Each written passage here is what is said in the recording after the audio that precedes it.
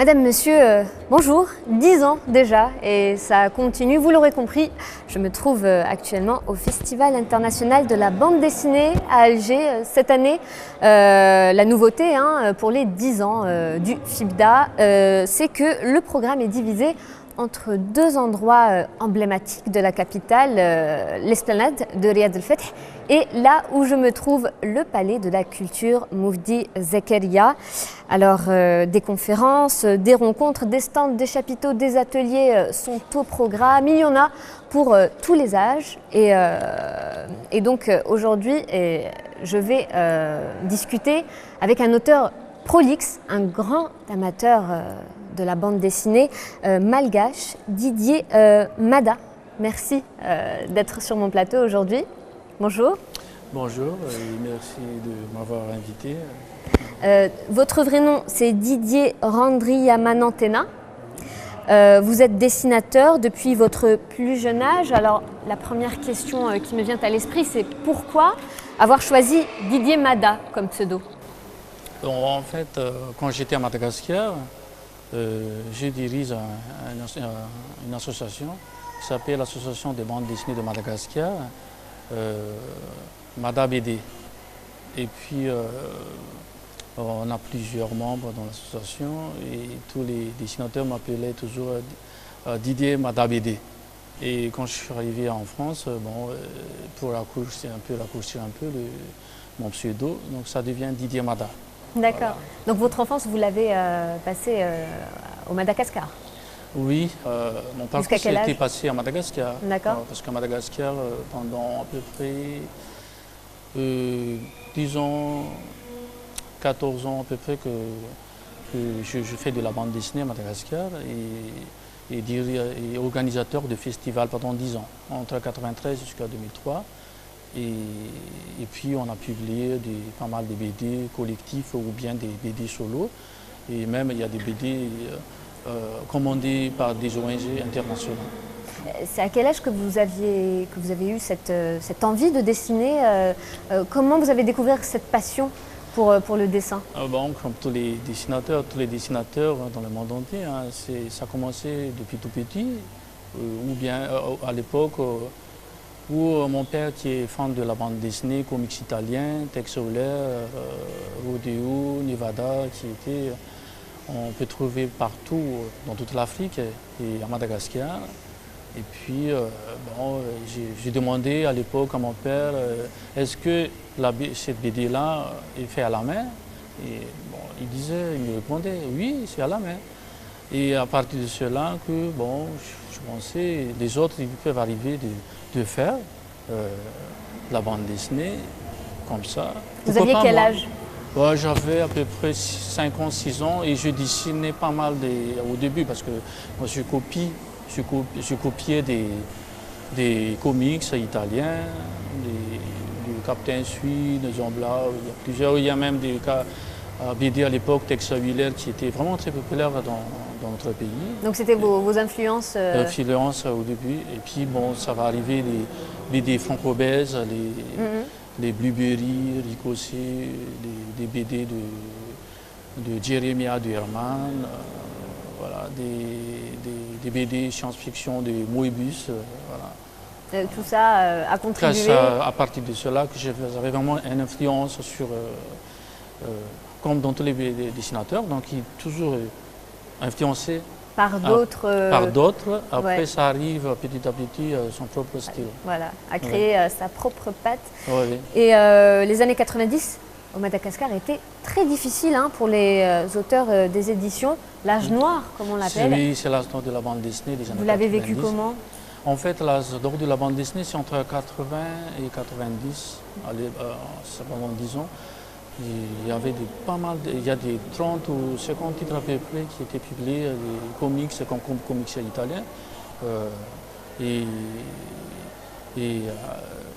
y a plusieurs auteurs, vraiment plusieurs auteurs. Il y a plusieurs thèmes à choisir, de l'historique, vie sociale, même politique.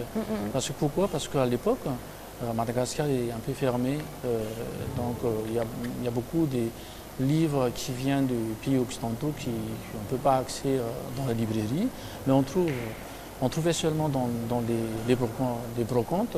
Donc les populations cherchent des choses à divertir. C'est comme ça que vous vous procuriez Non, c'est pour ça que vos bandes dessinées les dessinateurs, bon, on pense de faire comme ce qu'ont fait les Italiens, comme les Italiens et puis les Français. Voilà. À partir de quel moment vous pensez que votre carrière a décollé? Ben, je pense que c'est à partir où j'ai décidé, parce que j'ai fait mes études à l'université en physique-chimie. En fait, au début, je ne voulais pas vraiment de faire l'étude en physique-chimie, parce que c'est mon parent qui me disait,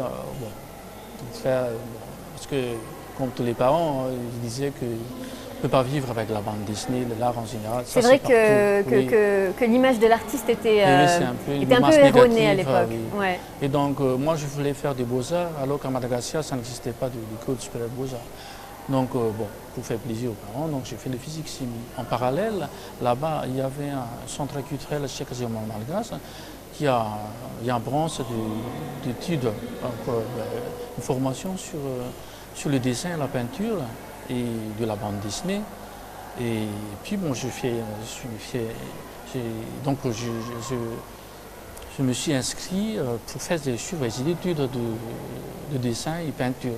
En fait, j'ai des acquis sur la bande dessinée, c'est juste pour faire en relation avec d'autres dessinateurs. D'accord. C'est ça donc dans ma tête, parce que je pensais que c'est pas seulement de savoir dessiner, mais aussi il faut savoir communiquer une relation avec les autres. Des échanges de savoir avec les autres dessinateurs. Pour évoluer. Pour évoluer, pour progresser, parce que la partie que tu regardes les œuvres des autres, que tu commences aussi à mise en question sur ce que tu fais. Voilà.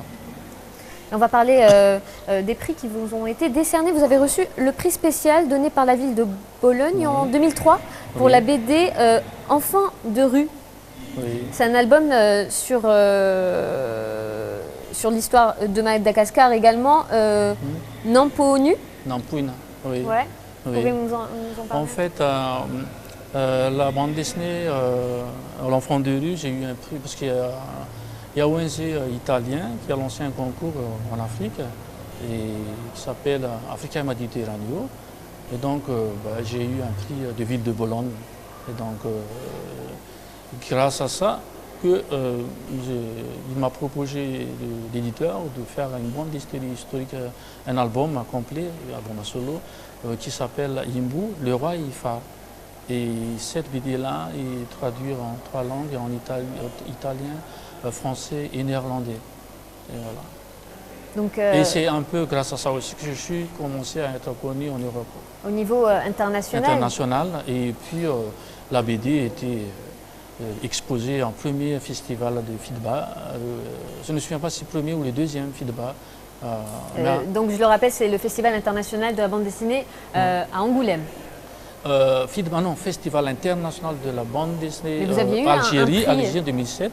Et puis j'ai aussi un prix Angoulême en 2006 sur une bande dessinée, une autre bande dessinée qui s'appelle L'Apparence. D'accord. Ouais. Ok. Donc on vous a décerné plusieurs prix. Oui.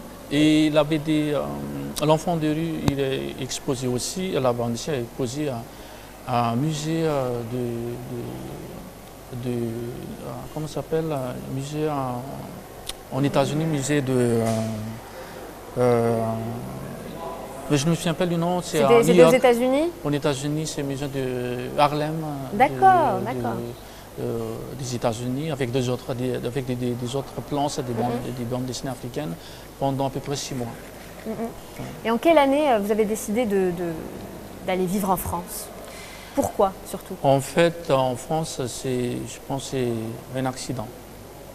Oui, parce que je ne pensais pas vraiment de vivre en France, parce que je pensais de faire quelque chose à Madagascar, de monter avec mes collègues dessinateurs, de faire une édition et de continuer de publier des BD collectifs au début, parce que nous pensons de relancer la bande dessinée comme avant l'Asdor. Mais vu la situation politique à l'époque en 2002, et qui avait vraiment un problème de redémarrer la bande dessinée en Votre Madagascar. carrière en tant que Puis, dessinateur. à ce moment-là, j'étais invité à un festival à Bulle d'Afrique à Bruxelles, dans le musée Hergé. Et puis, bon, l'éditeur italien m'avait proposé d'éditer en Italie. Et j'ai tenté de retourner à Madagascar. Et puis, bon, c'est très difficile parce que là, quand les personnes au pouvoir, il y a une nouvelle personnalité, donc c'est très difficile de relancer. Et voilà, donc ma famille aussi est déjà installée aussi en France. Et puis, et c'est par accident. Voilà. Et jusqu'à aujourd'hui, vous habitez... Et jusqu'à aujourd'hui, je suis... vous habitez toujours en France? J'ai resté à peu près 13 ans à Paris, région parisienne. Et avant, j'ai fait va-et-vient, mais depuis 2011. Vous retournez souvent au pays? C'était en 2011, je suis retourné au pays. C'était en 2011, la dernière Ça vous manque? voyage. Oui, bien sûr, j'ai compte tout. Mais bon, voilà, c'est la vie, donc on continue. Oui, et Madagascar, votre pays natal, vous a inspiré énormément, mais je suppose que vous êtes une personne ouverte aux autres cultures, puisque vous êtes lancé de nouveaux défis en faisant des BD inspirés des histoires françaises. Exemple avec Even. Oui, bien sûr. En fait, vu la situation éditoriale en France, c'est un peu compliqué avec cette production. Donc les éditeurs, on ne sait pas mettre pour la collection des bandes dessinées africaines. Parce que j'ai fait aussi des bandes dessinées africaines. Je suis membre d'une association, l'Afrique dessinée, où notre objectif est de parler sur l'Afrique en général. Et puis, bon, nous avons tenté de proposer des projets, mais c'est très difficile. Donc à ce moment-là, je me suis mis en question. Moi, je veux continuer la bande dessinée. Et donc, j'ai vu qu'il y a pas mal de dessinateurs français, ou bien notre Oubez qui fait des BD qui parlent aussi de l'Afrique. Et moi, je me suis demandé la question, pourquoi pas moi, je suis malgache, je peux faire aussi des BD qui racontent sur l'histoire de la France ou bien sur les États-Unis. Donc, rien ne m'empêche de le faire. Ce n'est pas une question d'origine ou bien dans ma tête. Bien sûr. Et aussi, dans ma tête, et pour savoir aussi, parce que moi je pense faire des bandes dessinées historiques sur Madagascar, il faut savoir aussi la culture des autres pour faire le couplement à l'histoire de ton pays, d'où il vient ton pays, de mon pays natal, ou pour savoir aussi le pays qui m'a accueilli, la France, ou bien d'autres. Là maintenant, on parle je suis en Algérie, même ma bande dessinée Thomas 3 qui parle, on parle aussi un passage sur mon héros Even qui passe en Algérie. D'accord. Ouais. Ah d'accord. Et en parlant d'Even, vous avez déjà deux tomes sont déjà parus. Et il en manque un, le 3, il sort quand?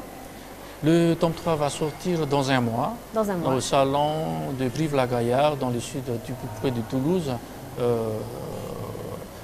Après, dans un mois à peu près. Voilà. Parce que la BD est déjà finie, donc on attend surtout d'impression et de diffusion. Parlez-nous d'Even.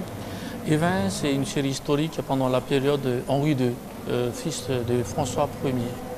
Ça vous a demandé de faire pas mal de recherches avant de dessiner. En dessinée historique, c'est demande de documentation au niveau des costumes. Il faut respecter le costume, le décor à l'époque. Et vous êtes resté réaliste par rapport à ce qui se passait à l'époque. Parce qu'en même temps, c'est une bande dessinée réaliste. Donc, il faut respecter vraiment le contexte pendant la période de Renaissance. Et Even, le tome 1, parce que je travaille avec un scénariste français qui s'appelle Bruno Fermé, qui m'a montré le projet et je suis tout de suite scotché parce que j'adore je suis éduqué de lire des BD sur la bande dessinée de scénario de Jean-Michel Sarlier, de Jean Van Damme, de Greg et de Jacques Martin. Et quand j'ai lu le scénario, au début c'est le synopsis, donc le résumé de l'histoire. Et tout de suite je suis vraiment scotché. Et puis on a fait des échanges. Et puis lui aussi, il est fan de BD, des franco-belges que j'aimais aussi, quoi. Et le courant a bien marché. Est-ce que vous pouvez nous expliquer pourquoi Even? Est-ce que c'est un personnage? On veut tout savoir sur Even. Oh oui, Even c'est un... Vous avez apporté avec vous des tirages de luxe et des planches originales. Et donc Even c'est un espion, c'est un agent du roi Henri II. Il est envoyé en mission partout en Europe. D'accord. Et la série est prévue en 6 tomes pour le premier cycle. Et là maintenant, la BD est sortie en 2 tomes. On peut lire séparément l'histoire complète de chaque tome. Le tome 1, le sous-titre c'est Sylvius, qui parle de... il y a dans une population, petit village en France, dans le nord, qui s'appelle Vaudois à l'époque, qui sont des hérétiques. Et on parle de la religion entre les protestants et la catholique. Et le premier hérétique en Europe. Et François Ier, quand il était au pouvoir à l'époque, il envoyait des émissaires sur la complicité du pape pour assassiner ou bien tuer les hérétiques à l'époque. Et ceux ne sont pas morts, ils sont devenus esclaves. Et donc c'est une histoire vraiment vraie, mais à l'époque les pouvoirs ont essayé de cacher. Et donc, mais Even est au service de qui? Au service de Henri II, le fils. Quand Henri II était au pouvoir après, parce que c'est le fils de François Ier, ils ont envoyé au Vaudois pour faire enquête. Enquête ce qui s'est passé. Voilà. D'accord. Et donc le tome 2 s'est passé à Londres, en Angleterre. Ah, on a changé de On a changé cadre une histoire, parce que je vous ai parlé tout à l'heure que c'est une histoire complète de chaque tome, mais il y a un fil rouge pour passer de chaque album. Et Mary Stuart, elle avait 9 ans, elle était prisonnière par les Anglais. À l'époque, il y a les rivalités, un conflit entre l'Angleterre et la France. Et Even ne peut pas délivrer comme ça la prochaine reine de la France à l'époque. Et donc il était aidé par les Écossais. Les Écossais qui étaient colonisés aussi par les Anglais. Et c'est pour ça le titre est l'Ordre d'Alliance. Et cette l'Ordre d'Alliance-là existait encore jusqu'à maintenant. Voilà, donc pour délivrer la petite reine pour venir en France. C'est une histoire vraie. Donc le projet était suivi. Vous que de faits réels. Des faits réels, des histoires véridiques. Et il y a un historien spécialiste de cette période qui s'appelle Didier Le Fur, qui a suivi notre projet et qui a tout de suite apprécié notre travail et préfacé le tome 1 de la BD. Et le tome 3, ça se déroule où du coup? Le tome 3 se déroule en Italie, à Gênes, à Venise, à Alexandrie et en Constantinople.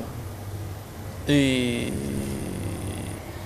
Henri II, à l'époque, il voulait kidnapper le fils de l'empereur Charles Quint. Disons qu'à l'époque, les grandes puissances, c'est l'Espagne avec l'empereur Charles Quint et aussi la Turquie, Constantinople, pendant la période de Soliman le Magnifique. Et donc, Henri II a envoyé à Yévin pour sa mission, c'est pour kidnapper le fils de Charles Quint. Pourquoi il s'est idée? Parce que quand il était un petit Henri II, il était prisonnier par Charles Quint. Donc il pensait de venger. Et donc pour ce faire, donc Yévin il a négocié avec un pirate turc qui s'appelle Turgut Torres. Donc c'est un pirate qui existait vraiment, histoire vraie. C'est complètement formidable parce que on apprend beaucoup sur l'histoire à travers les yeux d'Even. Donc, est-ce que vous pouvez nous montrer à peu près comment vous faites avec ces planches originales? Oui, les planches originales, je travaille. En fait, il y a.